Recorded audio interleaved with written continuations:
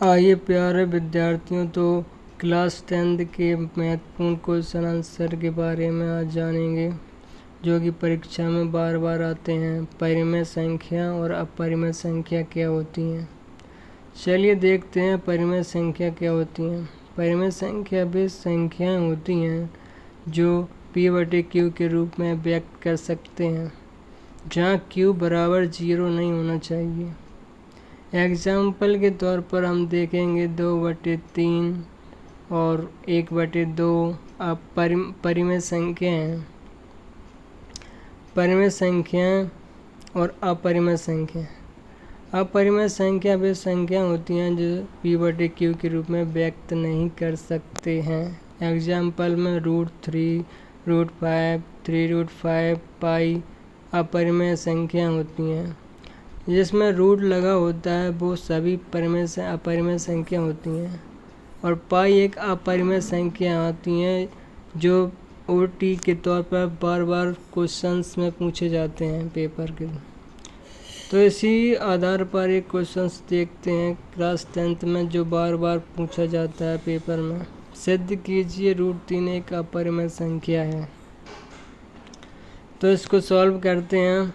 माना कि √3 एक परिमेय संख्या है, तो जिसे भिन्न के रूप में लिख लेंगे p/q = √3, जहाँ q बराबर 0 के बराबर नहीं होना चाहिए। तो दोनों तरफ वर्ग करने पर तो p/q का स्क्वायर कर देंगे बराबर √3 का भी स्क्वायर कर देंगे। तो इसे लिखेंगे p² / q² = √3 का स्क्वायर = 3। तो इस q को यहाँ दूसरी साइड लाना पड़ेगा, तो हो जाएगा p² / q = 3 × q।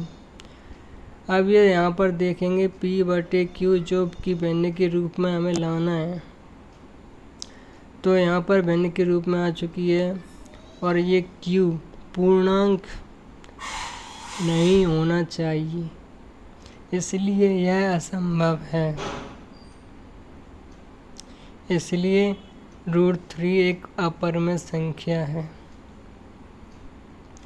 ऐसे क्वेश्चंस बार क्लास 10th के बोर्ड एग्जाम में पूछे जाते हैं, जो कि 5 नंबर के आते हैं। और परिमेय संख्या और अपरिमेय संख्या के बारे में ज्ञान होना हमें ज़रूरी है, जो कि ओटी के तौर पर हमारे बोर्ड पेपर में बार बार पूछ लिए जाते हैं। पाई एक अपरिमेय संख्या है, ये बात का हमें ध्यान रखना है।